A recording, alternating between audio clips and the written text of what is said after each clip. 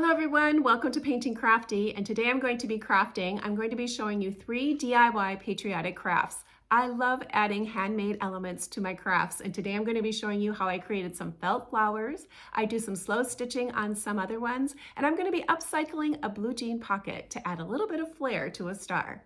I can't wait to show you all the details I added. My goal is to inspire you with maybe creating something fun for your home for this summer, for your patriotic holidays, all the way from Memorial Day to the 4th of July. Well, let's get started. I can't wait to show you how I created these details. The wooden star I'm using, I purchased at Walmart, and I'm mixing up a dark navy blue using Apple Barrel's Admiral Blue and Decor Art's Lamp Black. I mix that together to make a rich, dark form of navy, and I put it on the star as well as 3 little wooden hearts. This star is going to have some hand stitch elements, and the first one I'm building is a heart. I have a felt backer first, and then on top of that I'm using some kitchen towel that was tea stained using instant coffee.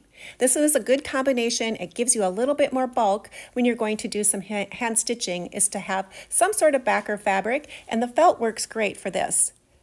This piece is going to be getting a blanket stitch. You start from the back, you pull all the way to the front, and then you go back around to your piece and go really close to where you started. And then when you come up, you make a loop and you pull it a little bit tighter. And then you want to stick your needle inside of that hoop to make your little loop at the top. You're going to continue that stitching process all the way around. So here you can see me coming through the back. I make a little loop there, stick my needle through it, and then just pull my stitch so it's straight up and down, and continue all the way around. I really do love that rustic look that a blanket stitch will give any piece. I wanted to add a little bit of navy blue to this particular piece, so I'm going to cut out a heart that's slightly smaller. I kind of ruffle it in my hand to make the fabric a little bit more frayed edges, and I'm going to put that blue piece of fabric in the middle. I'm going to be upcycling a blue jean pocket, and I wanted to add some stripes on there to resemble a flag. I'm using some red and white ticking that I coffee stained first and then ripped it into strips and just created 3 stripes down. I'm just using regular Gorilla Glue to be able to glue this down. I love all those little raggedy edges and bits of the loose strings. That suits me, so I'm okay if I have a lot of those. I'm going to go ahead and glue this little heart down at an angle. And once that one is glued down, I'm going to add the blue one on top. Most of the fabrics that I'm using today, I purchased those at Walmart. My Joann's, which is only about the only craft store I live close to, it's closed now and makes me super sad. I feel like I live in a crafting desert now. Walmart's my only choice to buy craft supplies, so I guess I'm going to have to get used to it and figure out what I can use there. To add a little dash of red to the center of that heart, I took a couple of buttons, glued them together, and then centered those in the middle and glued them down. My little denim heart's going to go in the middle. I trimmed it off just a little bit, just to make it look a little bit better, closer to the edges, and I even add a little bit of frayness to that using my scissors. I had just the tiniest little piece of blue jean that was a ripped area in the jeans I bought, and I used a rusty pin, slid some beads on there, and then sewed it to that piece of fabric. I think it kind of acted like a tag. I created my own little banners using my Starbucks cozy areas, those papers. I saved those, put them in, glued them onto a chopstick, stained the chopstick with a little bit of coffee, and then I glued those hearts on there. I was going to be creating a small little messy bow, and again, these fabrics are all from Walmart. I just basically crisscross them back and forth, and then once I had my crisscrosses done, I just tie them in the middle. I like to roll them in my hand to create even more frayedness to the edges. I decided to go ahead and glue the bow to the left-hand side. I also created a bigger element to put in the center of my bow. I used some more of that corrugated cardboard that I have for my Starbucks cup. I created 2 hearts from it and then sandwiched a piece of rusty wire in the center. You can kind of see here where I used an acrylic pen to make some designs on the center of those navy hearts. For my pennant pieces, I had left the sticks long. It's better to leave them a little bit longer, so then you can go ahead and measure to see how far you need to break them off. Once I had decided the length, I just went ahead and simply just snapped off the sticks and stuck them inside of there. Once I had that process done, I took some of the Excelsior grass, it's a dried grass, and I used that to stuff the center and fill up my pocket area. I love the whimsical nature of the Excelsior grass, and it just adds a nice little touch to finish off this piece. Once I had that done, I took a sander and sanded the edges to bring out the bright blue edge around my star. We'll take a closer look at this piece in the end.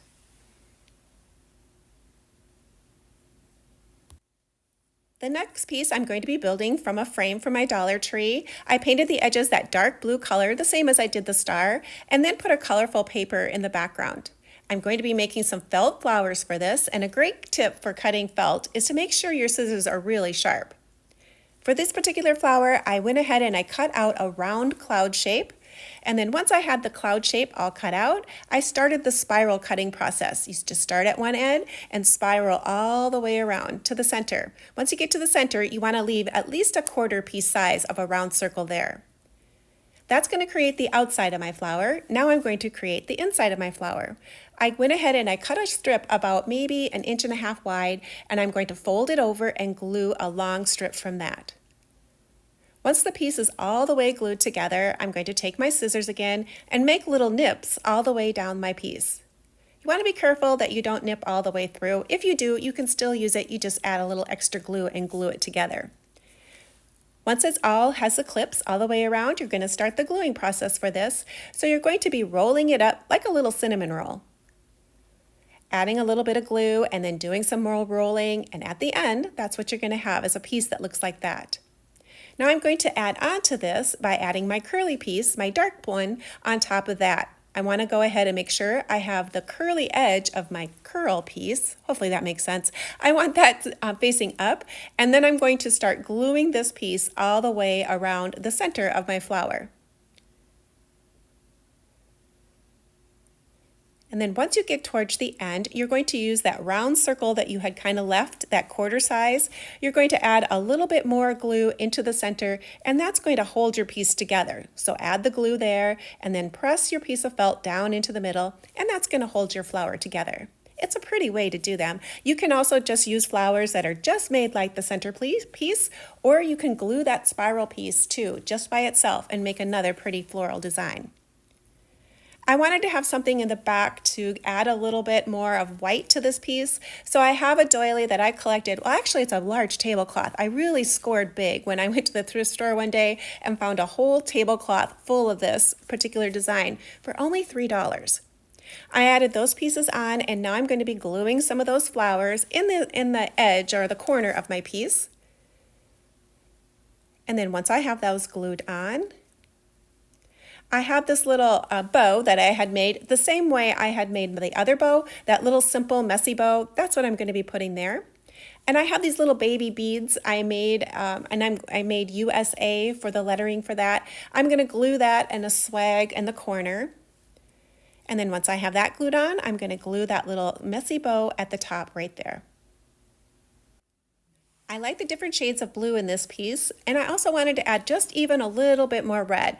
And I thought the fabric that I had purchased at Walmart that looks like a bandana would look great for here. So I took one strip that was slightly longer and then added one that was a little shorter, and then the shortest one I just glued it right in the middle. In my mind, I was thinking I wanted to make an awareness ribbon shape, so then you would see the pretty side of the fabric towards the front. Today my video is a part of the first of the month YouTube collaboration, and today's theme is Patriotic DIYs. There's two hosts for this collaboration. We have Krista with Krista's Crafty Life and Brenda with Rustic and Lace DIY. You're going to find the links to their channels inside of the description box, as well as a playlist that contains all the other videos of the many creators who joined in today's collaboration. Definitely take some time and check out their channels and click that playlist. The patriotic theme is a fun one, and with so many different creators inside of the playlist, I'm sure you're going to be inspired to create something fun for the patriotic holidays. As a finishing detail for this piece, I had these old-fashioned white paper flowers in my stash, and I thought they would look great to go ahead and stuff a few of those in the inside and fill my piece out even a little bit more. We'll take a closer look at this piece in the end in the final review, but I think it's turning out pretty festive looking. I like the different shades of the blue and the red mixing all together. Up next is the very last DIY piece. I'm going to go ahead and base coat this wooden piece in the same color that I've done the star and my other piece in. This piece I purchased at Walmart as well. I wanted to create a hand-stitched piece for this one as well. I'm using the felt for my backer and the same coffee-stained kitchen towel fabric. I used a pen called the friction pen that dissolves with heat, and I traced out my lettering first with that. And then all I'm doing is a simple up and down stitch to trace around where I drew with my lettering. The nice thing about this pen is that I can go ahead and add heat to it at the end, and the line work is all going to disappear, and I'm going to have a nice image of my lettering that's stitched. You don't have to be perfect with this. You want that rustic feel to it and primitive feel, so just go ahead and stitch, but having the little bit of tracing really does help to create the lettering. I wanted to add a wooden star to this project, and I wanted to add some crackling to this wooden star. I basically just started with a white paint. I did one coat of my white paint, and after it dried, I took some Mod Podge and put the Mod Podge over top of my white. Crackling happens when your two surfaces are drying at different times. So my base coat painting is already dry. I'm going to put my glue on the top, but before my glue dries, I want to go ahead and put another layer of the white. And by having those two wet mediums on top of each other, that's what's going to cause the different drying times to happen, and that's what's going to create the crackle. I want to go ahead and just stroke my paint on, pretty much just trying to do it in one stroke, and then I'm going to go ahead and force the drying, and I get a nice crackling. You can use any glue you have, any liquid glue. Once I had the crackling all done, I gave it a little sand, and I wanted to get those edges sand really well because I was going to be adding an ink color on my edges. Now, to bring out the crackle, I had this item sitting on my desk called walnut ink. You can use whatever you might like to use as your staining agent, but I just put that on, and then I took a piece of paper towel and dabbed it into my surface and rubbed it back a little bit. I didn't want it to be too dark for my taste. I wanted to have it a little bit more of the white showing through, so I just took some water and rubbed it off until I was happy with how it looked. But by having that little bit of dark, it does sink down in the crackle and pops it out just a little bit more. And for my edges, I wanted them to even be a darker color, so I took some of the Ranger's ink and the color called Ground Espresso. I think that's one of my favorite colors that they have, and I inked up the edges just to give it even more of a vintage look to my piece. The ink stays wet for a little bit, so you kind of got to be a little careful with your fingers. Let it dry, and then you're going to be ready to go. Now to add a little bit more character to the jar, I wanted that brushed denim-y look or aged look, and that's a perfect color, that dark blue, and when you sand it back, you get a really pretty shade of blue that adds to the edging. And that's the color I wanted. I only put one color or one layer of the blue on first, the dark blue. That's all I did was one layer. And then now adding this little bit of sanding to the edges is really going to pop out the details of this piece. I also did a little bit of sanding in the middle. I wanted to create a nice soft background to be able to do some script writing in the background. To create the script writing in the background, I was going to be using a Prismacolor pencil. I like using the Prismas because they have a nice wax in their color pencils, and this blue shows up really pretty on the dark blue.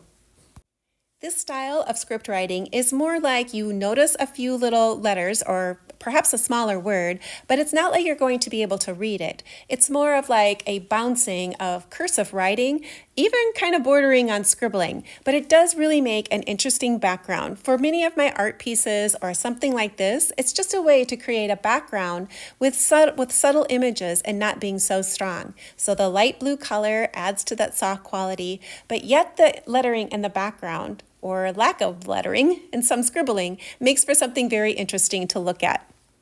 A helpful tip I can share when creating this style of lettering is I often either have a song in my head or I'm reading something, like a poem or in a book, a little bit of a story that I have in my head, and then that way it helps set a rhythm for my hand.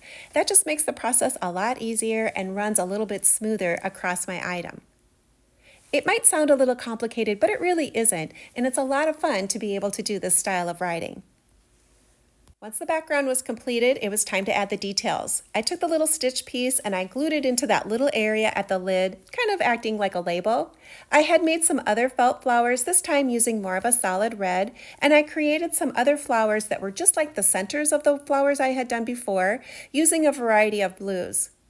I wanted that navy feeling, that dark feeling, and adding just a little bit of white to this piece. The white wasn't going to be as strong of a component this time around. I glued the star in the corner, and that added that little vintage white feel to the top. And then I wanted to create a ribbon, an awareness ribbon style. I wanted that feeling of kind of, do you know those old-fashioned voting pins like I voted? They would often have the awareness ribbons in the middle with some sort of button on the top. Well, that's what I wanted to create for this piece. So I doubled up the fabric with 3 different kinds of fabric and then glued those down. And then I took a button to be able to glue in the center. I started with a neutral color button first, glued that down, and then I added a red button on the top. I often like to have some string inside of my buttons. I don't like a naked button. So I took some of the same floss that I did the stitching with and tied that into the middle of my red button. To be able to hang this piece, I was going to be attaching some jute twine onto the back. I just simply glued one edge over, and then I added a little bit of fabric to the back to hold my piece down nice and tight. And that worked really well to do it that way. Well, I have all 3 pieces done. I think they turned out really cute. And let's take a look at what they look like hanging up in my studio. I really do like how all 3 of these patriotic DIY projects turned out. I love that vintage feel of the coffee stained fabrics and all the frayed goodness of all the edges of the fabric. And I do like that bright pops of blue of those felt flowers in the other one. And then the bright colors of the bandana fabric in there just adds just that right amount of red, white, and blue feeling. You'll have to let me know in the comments if you have a favorite one. If you're new to my channel and you like doing art and crafts, come on over and see what I'm doing. I'd love to have more creative friends join me. Give me a thumbs up, leave me a comment if you enjoyed watching today's tutorial. If you like watching this tutorial, here's a couple more videos you might want to check out.